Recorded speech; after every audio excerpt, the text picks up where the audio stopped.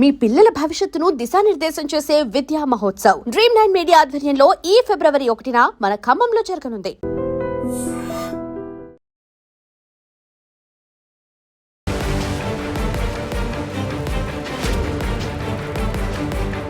నమస్కారం, welcome to I dream media. నేను మీ సంగీత. భార్య వాట్సాప్లో పెట్టిన మెసేజ్ వల్ల భర్త ఆత్మహత్య చేసుకొని చనిపోవడం జరిగింది. భార్య పెట్టిన మెసేజ్ ఏంటంటే, నువ్వొక పిరికివాడివి, మోసగాడివి, నేను నిన్ను చాలా ద్వేషిస్తున్నాను, నాకు నువ్వు జీవితంలో వద్దు అన్న మెసేజ్ చూసిన వెంటనే అతను తట్టుకోలేక వెంటనే ఒక పాయిజన్ తాగేసి అతను ప్రాణాలు విడవడం అనేది జరిగింది.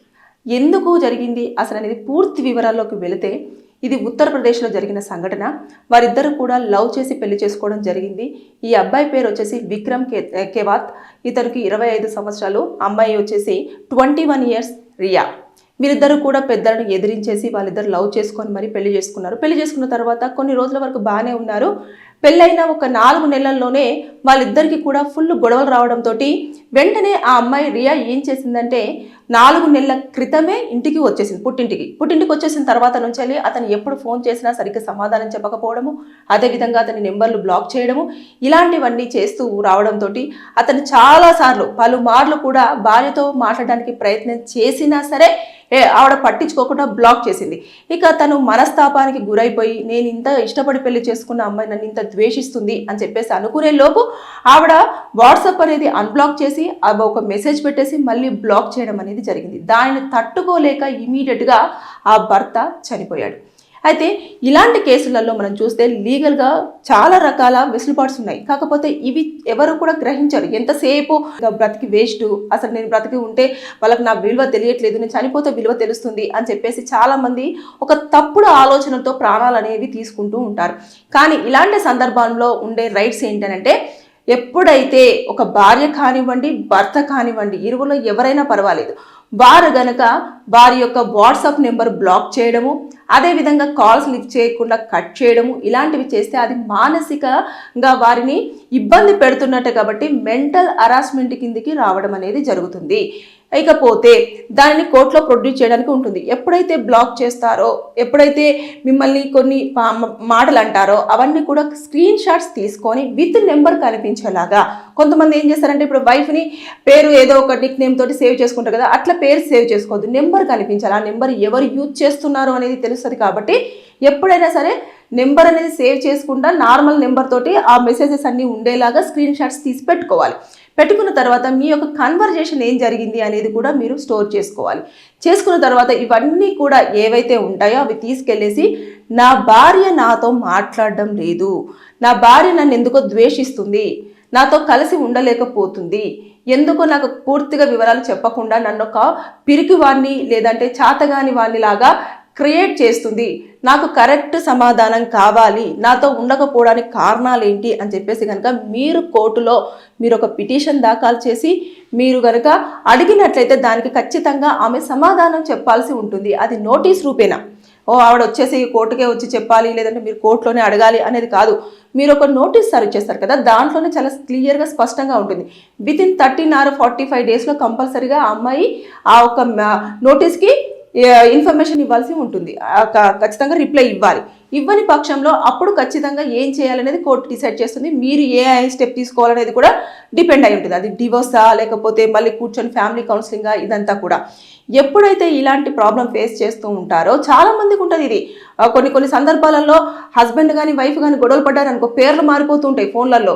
అప్పటిదాకా మై లైఫ్ లేదంటే మై హార్ట్, మై ఇలా ఉన్న పేర్లు ఇంకా అసలు వెరైటీగా పెట్టేసుకుంటారు. చాలా వరకు అదే చెప్తూ ఉంటారు, రకరకాల పేర్లతో మెన్షన్ చేశారు. యాంగ్రీ బర్డ్ అని, లేదు అనుకుంటే ఇంకొకటి వేస్ట్ ఫెలో అని చెప్పేసి, లేదంటే ఇలాంటివి చాలా రకాలుగా పెట్టుకుంటూ ఉంటారు అన్నట్టు. అవి నన్ను కూడా స్క్రీన్ షాట్ తీసుకొని మాకు చూపిస్తూ ఉంటారు.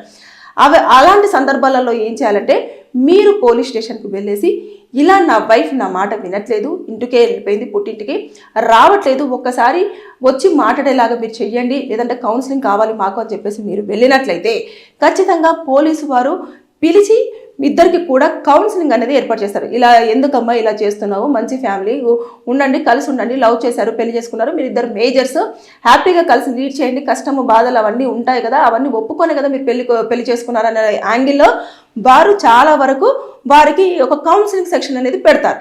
పెట్టిన తర్వాత దాంట్లో ఒప్పుకుంటే ఓకే, ఒప్పుకోలేదనుకో ఆ ఫైల్ని ఇమీడియట్గా కోర్టులో మీరు తేల్చుకోండి అని చెప్పేసి కోర్టుకు ఫార్వర్డ్ చేయడం జరుగుతుంది.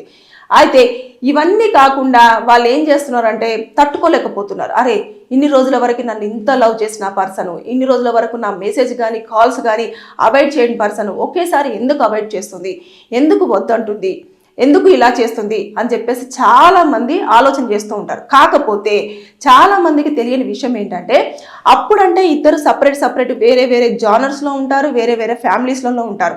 కానీ ఎప్పుడైతే ఇద్దరు టుగెదర్గా మ్యారేజ్ చేసుకొని వస్తారో అప్పుడు నా స్వంతం, నా రైట్ అన్నట్టుగా ఫీల్ అయ్యే వాళ్ళు ఎక్కువ మంది ఉంటారు.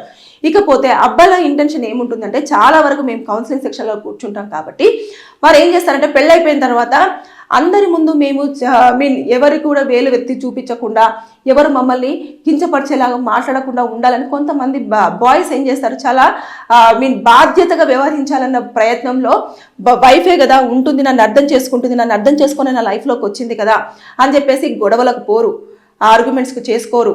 తర్వాత నెక్స్ట్ ఏదైనా బయట ఎంత ఇబ్బంది పడ్డా సరే దానికి అడ్జస్ట్ అవుతూ వాళ్ళు ఏదో ఒక రకంగా మనకు ఒక మంచి స్థాయిలోకి రావాలి, ఒక ఇల్లు తీసుకోవాలి, అందరి ముందు మనము అరే ఈ అమ్మాయిని పెళ్లి చేసుకున్నా సరే వాడు నిలదొక్కున్నాడు, మంచిగా లైఫ్లో సెటిల్ అయిపోయాడు అన్న పేరు తెచ్చుకోవాలన్న కారణంగా ఇలాంటివి జరుగుతాయి. కానీ దీనిని అంతలోపు అంటే ఎప్పుడైనా సరే before marriage after marriage variations చాలా డిఫరెంట్గా ఉంటాయి. అది చాలామంది ఆ లైన్ మర్చిపోతూ ఉంటారు. లవర్స్గా ఉన్నప్పుడు టైం ఎక్కువ ఇస్తారు, అదేవిధంగా కన్సర్న్ ఎక్కువగా ఉంటుంది, అదేవిధంగా మీరు ఎంత కోప్పడినా సరే పడతారు, అదేవిధంగా ఇంకా చాలా రకాలుగా ఉంటుంది. మిమ్మల్ని ఎక్కువగా చాలా లవ్ చేస్తారు అన్నట్టు. ఎందుకంటే ఎక్కడ మిస్ అయిపోతారో అని చెప్పేసి అన్న బాధ వాళ్ళలో ఉంటుంది. కాబట్టి మిస్ అయిపోవద్దు, నా పిల్ల నాకే ఉండాలి, నా పిల్లోడు నాకే ఉండాలి అన్న ఇంటెన్షన్లో ఉంటారు. కాబట్టి వారు టైం ఇచ్చుకుంటారు, ఒకరికొకరు ఒక్కొక్కరికి లవ్ చేసుకుంటారు, ఒకరొకరు ఏదైనా మాట అన్నా కూడా లైట్ తీసుకునే మనస్తత్వం కలిగి ఉంటారు. ఎప్పుడైతే మ్యారేజ్ అయిపోతుందో అప్పుడు ఇది రివర్స్లో ఉంటుంది, అర్థం చేసుకోవడం ఉండదు. పెళ్ళికి ముందు నువ్వు అలా ఉన్నావు కదా, పెళ్లి తర్వాత ఎందుకు ఇలా ఉన్నావు, పెళ్ళికి ముందు నన్ను అలా మాట్లాడావు కదా, ఇప్పుడు ఎందుకు ఇలా మాట్లాడుతున్నావు. ఈ యొక్క చిన్న లైన్స్ వల్ల కొత్తగా మ్యారేజ్ అయినప్పుడు కంపల్సరిగా అడ్జస్ట్ అవ్వడానికి 1 year టైం పడుతుంది, మ్యాక్సిమం టు మ్యాక్సిమం కంపల్సరిగా. ఆ 1 year లోపల మీరు పెళ్ళికి ముందు చూసిన వ్యక్తి వేరే ఉంటారు, పెళ్లి తర్వాత చూసిన వ్యక్తి వేరే ఉంటారు కంపల్సరిగా. ఎందుకంటే మీరు అబ్జర్వ్ చేస్తూ ఉండండి, వారు అప్పుడు మిమ్మల్ని ఒక్క మాట అనకపోవచ్చు, కానీ చికాకు పడినారనుకో అప్పుడు మీరు 24 hours పక్కనే ఉండరు. ఎవరి పనులలో వాళ్ళు ఉంటారు, ఎవరి ఇళ్లలో వాళ్ళు ఉంటారు. టైం ఇచ్చినప్పుడు మాత్రమే వస్తారు. ఆ 1 గంట 2 గంటలు లేదంటే ఆ 1 రోజు మాత్రమే మీరు వాళ్ళతో టైం స్పెండ్ చేస్తారు. తర్వాత వెళ్ళిపోయి ఎవరి ఇళ్లలో వాళ్ళు ఉంటారు. కాబట్టి అంత పూర్తి స్థాయిలో తెలియదు. కానీ ఎప్పుడైతే ఒక పర్సన్తో 24 గంటల పాటు ట్రావెల్ చేస్తూ అలా కొన్ని నెలలు గడిచింది అంటే ఖచ్చితంగా వారిలో నచ్చేటివి ఉంటాయి, నచ్చనివి ఉంటాయి. వాటిని అన్నీ అడ్జస్ట్ అవుతూ వెళ్తేనే మా మ్యారేజ్ లైఫ్ అనేది చాలా హ్యాపీగా, చాలా బ్యూటిఫుల్గా ఉంటుంది. కానీ ఇదేం అర్థం చేసుకోకుండా తక్కువ సమయంలోనే విడిపోవాలి అన్న ధోరణికి రావడం జరుగుతుంది. ఎందుకంటే లవ్ మ్యారేజ్ చేసుకుంటున్న వారి విషయాలలో ఇంకా ఎక్కువ ముందు ఇలా ఉన్నావు, ముందు అలా ఉన్నావు అని చెప్పేసి, నువ్వు నాకు నచ్చట్లేదని చెప్పేసి, ఇప్పుడు ఉత్తరప్రదేశ్లో ఎలా అయితే జరిగిందో అలాంటి ఇన్సిడెంట్స్ ఇక్కడ కూడా చాలా డిస్ట్రిక్ట్స్లలో, చాలా స్టేట్స్లలో కూడా జరుగుతుంటాయి. పుట్టింటికి వెళ్ళంగానే మేము చెప్పాంగా, మీకు సెట్ అవ్వడం చెప్పాంగా, ఎందుకు చేసుకున్నావు, వాడు అలాంటోడే, అందుకే మేము వద్దని చెప్పాము, మనం విడాకులు ఇచ్చేద్దాము, ఇలాంటివన్నీ కూడా ఇంట్లో నుంచి వచ్చే సమాధానాలు ఉంటాయి. దానివల్ల వారు ఆల్రెడీ నెగిటివ్ ఫీలింగ్ తోటే అక్కడి నుంచి వెళ్ళిపోతారు. దానిని ఇంకా నెగిటివ్గా పెంచే విధంగానే కుటుంబ సభ్యులు మాట్లాడుతుంటారు. ఎందుకు అనంటే ఆ పర్సన్ వీళ్ళకి నచ్చలేదు కాబట్టి, అదేవిధంగా ఆ పర్సన్ వీళ్ళ స్థాయికి సెట్ అవ్వలేదు, లేదంటే వీళ్ళ యొక్క వర్గానికి సంబంధించలేదు పర్సన్ అయి ఉండొచ్చు. ఇవన్నీ కూడా కారణాలుగా చూపించేస్తూ ఇంకా ఆ పర్సన్ని బ్యాడ్ చేస్తూ వారి యొక్క మనసులో వారిపైన ద్వేషాన్ని పెంచడంతో ఇగో ఇలాంటి సంఘటనలు చోటు చేసుకుంటున్నాయి. అంటే ఇన్ని రోజుల వరకు నా పర్సన్ ఇలా ఉన్న పర్సన్ ఒకేసారి ఇలా ఎందుకు చేంజ్ అయ్యింది అనేది వాళ్ళు యాక్సెప్ట్ చేయలేక, నేను ఇంకా రిజెక్షన్ని తట్టుకోలేకపోతున్నాను, నా భార్య నన్ను అర్థం చేసుకోలేదేమో అని చెప్పేసి ఆ పర్సన్ ఎవరైతే విక్రమ్ ఉన్నాడో చనిపోవడం జరిగింది. ఇప్పుడు ఏమయ్యింది, ఇప్పుడు ఎవరైతే ఈ అమ్మాయి ఉందో ఆ అమ్మాయి పెట్టిన మెసేజే చాలా ప్రధానంగా మారుతుంది. ఖచ్చితంగా. ఎందుకంటే అది ఆ అబ్బాయిని సూసైడ్ చేసుకునేలాగా ప్రేరేపించిన దాని కిందనే క్యాల్కులేట్ అవుతుంది కాబట్టి ఈ అమ్మాయి ఇండైరెక్ట్గా అతను ఆత్మహత్య చేసుకోవడానికి ప్రేరేపించింది కాబట్టి ఈవిడను పనిష్మెంట్ చేస్తూ ఈవిడని కార్నర్ చేస్తూనే ఆవిడని అరెస్ట్ చేయడం జరుగుతుంది. ఈ యొక్క విషయంలో ఎవరెవరు ఇన్వాల్వ్ అయ్యారో వాళ్ళందరినీ కూడా చూస్తారు. తర్వాత నెక్స్ట్ ఆ అమ్మాయిని ఫస్ట్ పిలవడం జరుగుతుంది. గొడవలు దేనికి కారణమయ్యాయి, ఎందుకు కారణమయ్యాయి, పెళ్లి చేసుకున్నప్పుడు ఎలా ఉన్నారు, పెళ్లి సమయంలో ఎవరెవరు వచ్చారు, ఇవన్నీ కూడా పూర్తి స్థాయిలో తెలుసుకున్న తర్వాత ఆవిడ మీద సెక్షన్స్ అట్రాక్ట్ చేస్తారు. మినిమం ఎంత లేదన్నా కూడా 5 సంవత్సరాల వరకు ఆవిడ జైలు శిక్ష విధించే అవకాశాలు ఉంటాయి. దాంతోపాటు ఆవిడకి ఇంకా ఏదైనా పనిష్మెంట్స్ కూడా ఉండే ఛాన్సెస్ ఉంటాయి. ఎందుకంటే మానసికంగా ఈ 4 నెలల పాటు అతన్ని ఇంకా తీవ్రంగా ఏమైనా హింసించిందా, మాటలతో కానివ్వండి, అంటే భర్తను ఎప్పుడైనా సరే అందరి ముందట డీగ్రేడ్ చేస్తూ అంటే తక్కువ చేస్తూ మాట్లాడే ధోరణి ఎప్పుడు కూడా ఉండకూడదు. అది కూడా నేరంగానే పరిగణించబడుతుంది. ఇకపోతే అతని యొక్క జాబ్ విషయంలో కానివ్వండి, అతను ఆటో డ్రైవర్ కాబట్టి జాబ్ విషయంలో కానివ్వండి, లేదు అనుకుంటే అతని యొక్క కుటుంబ నేపథ్యంలో కానివ్వండి, లేదు ఇంకా ఏ రకమైన దానిలో ఆయన ఏమన్నా ఇంకా మానసికంగా కృంగదీసిందా, ఇలాంటివన్నీ కూడా పోలీసులు ఎంక్వైరీలో పూర్తి స్థాయిలో కూడా ఇన్ఫర్మేషన్ తీసుకుంటారు. తీసుకున్న తర్వాతనే ఆవిడ పైన ఇప్పుడు ప్రస్తుతానికైతే ఎఫ్ఐఆర్ చేస్తారు.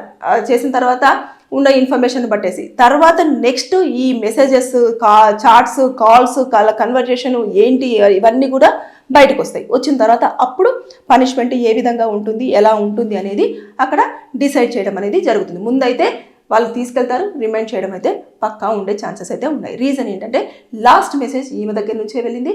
భార్య అలా ఒక భర్తని నాకు నువ్వు వద్దు, నువ్వు ఒక మోసగాడివి, నేను నిన్ను చాలా అసహించుకొని ద్వేషిస్తున్నాను అంటే తట్టుకోలేని సిచ్యువేషన్లో ఆ అబ్బాయి ఉన్నాడు కాబట్టి ఇమీడియట్గా లైఫ్ని క్విట్ చేయడం అనేది జరిగింది. ఏదేమైనా సరే కానీ భార్యాభర్తల మధ్యలో ఖచ్చితంగా అండర్స్టాండింగ్ అనేది మస్ట్. అర్థం చేసుకోవడానికి చాలా టైం పడుతుంది. ఒకసారి అర్థమయ్యే వాళ్ళు కొంతసార్లు అర్థం కారు. కాబట్టి అర్థం చేసుకునే ప్రయత్నంలోనే ఉండండి తప్పించి అర్థం కావట్లేదని చెప్పేసి దూరం వెళ్ళిపోయి వారికి ఒంటరితనాన్ని మిగిల్చేసి ఇలా చనిపోయేంత వరకు దారి తీసే విధంగా మీరు ప్రేరేపించకూడదు అనేది నేను ఈ వీడియోలో మిమ్మల్ని అందరినీ కొంతమంది ఎవరైతే భార్యల్ని భర్తలు అర్థం చేసుకోవట్లేదో వారి కోసం మాత్రమే ఈ వీడియోలో చెప్పడం జరుగుతుంది. Thank you. And for more videos, Please subscribe to iDream. Please subscribe to iDream. Please subscribe iDream. And please subscribe to iDream. For more videos, subscribe to iDream.